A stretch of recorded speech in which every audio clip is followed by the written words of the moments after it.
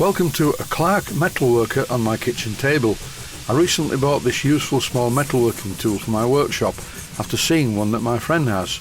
Here is a quick test on my kitchen table to see what it's capable of doing before I bolt it in place in the workshop.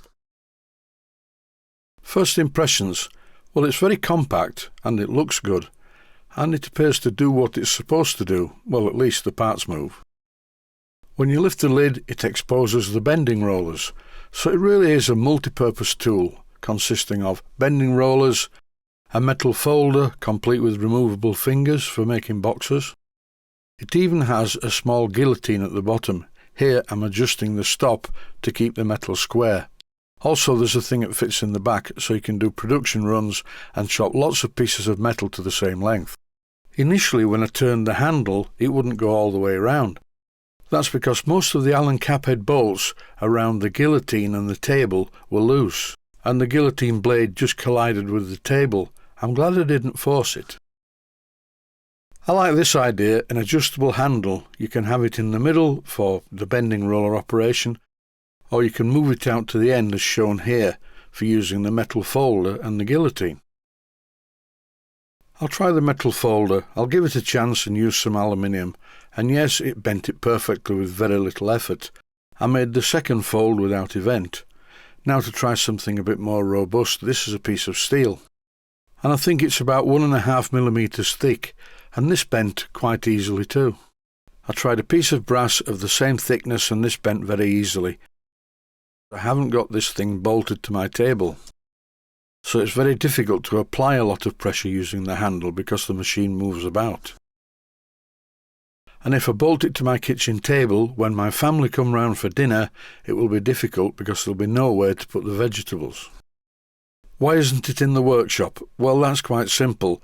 I don't have a clear space for it at the moment, and it's very heavy.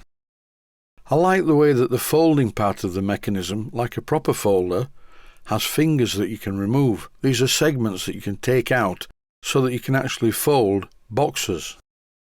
I think I will find this part of the machine quite useful for making new lids for mechanical lubricators. All I would have to do is make and fit one of these metal fingers to exactly the size I need to make the lids. This could prove to be a very useful tool, and it's very compact. When I move the lid out of the way, here you see the bending rollers. When the machine arrived, it was coated in an anti-rust type of oil, and I've removed most of this, but it's still a bit oily. I already have a small set of bending rollers that fit in the vise, and they're very different to this. This machine has an adjustable rear roller, which determines how much of a bend you put in the metal. Here I'm doing it in one go because this is a soft piece of aluminium. By lowering the position of the rear roller, the bend of the metal is much shallower. I think it's time to show how you set up the guillotine. First of all, I recommend fully tightening all of the Allen caphead bolts except for the two large ones on the table itself. The principle is you need the guillotine blade to be as close to the table as possible. You don't need hardly any gap. If you have a gap, it just bends the metal. After adjusting the blade, when I chop the aluminium, it's quite easy to chop. Mind you, aluminium is a very soft metal. I removed the guard just for the purposes of the video. It's very important to have the guard in place to prevent your fingers from slipping under the blade. That would not be good. I chopped this piece of aluminium strip to make a ring, and here I am with it in the bending rollers. This machine has a great feature that my other bending rollers do not have. When you've completed the bending process of the ring, to remove it, all you do is slacken off these things at the top.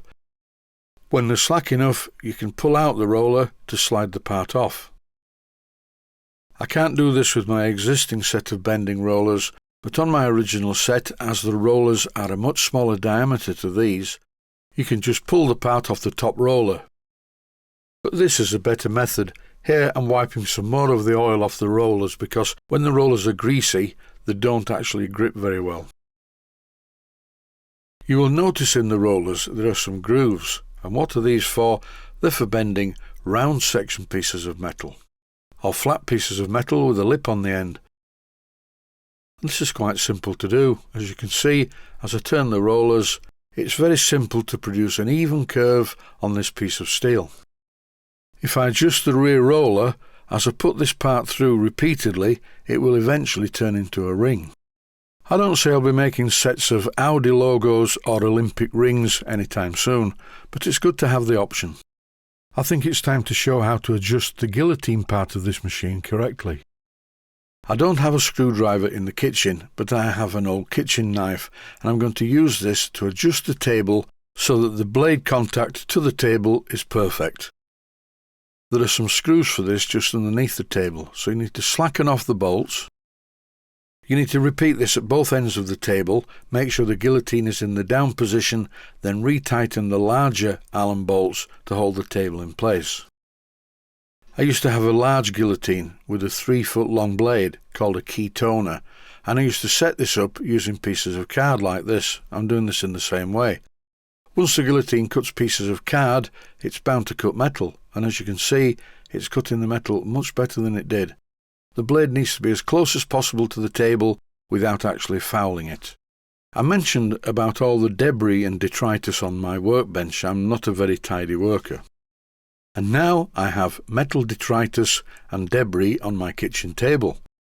When I think about the words debris and detritus, they have a Greek or Roman flavour. A lot of years ago, I would have liked to have girlfriends with those names. Debris, for instance, could be shortened to Deb. And I really would enjoy introducing a girlfriend to someone, saying, "Hello, this is my girlfriend, Detritus." The more you say this word, the more suitable it becomes as a name. Anyway, that's enough of that. It's nothing to do with this review. What do I think of this machine? Some of the chrome is a bit suspicious. And bear in mind the entire machine, including the shipping, was only around £287. I bought it from a company called Power Tools Direct, and it arrived very quickly. This is an adjustable stop that fits at the back of the machine and allows you to set it so that you can cut lots of pieces of metal to the same length. I've turned the machine around to show how the two knobs at the back adjust the position of the rear roller. Generally speaking, I would start off with the rear roller in its lowest position, and once I'd started the bend, then I would slacken the top roller and lift the position of the rear roller, which would cause the piece of metal being bent to end up with a smaller diameter. Nothing too technical here, it's fairly self-explanatory. For instance, if you want to curve something like a cab roof for a locomotive, that needs to be a very shallow curve, you don't want a ring. So you wouldn't need the rear roller to be very high at all. My conclusion with this machine is, for the money, it's actually very good.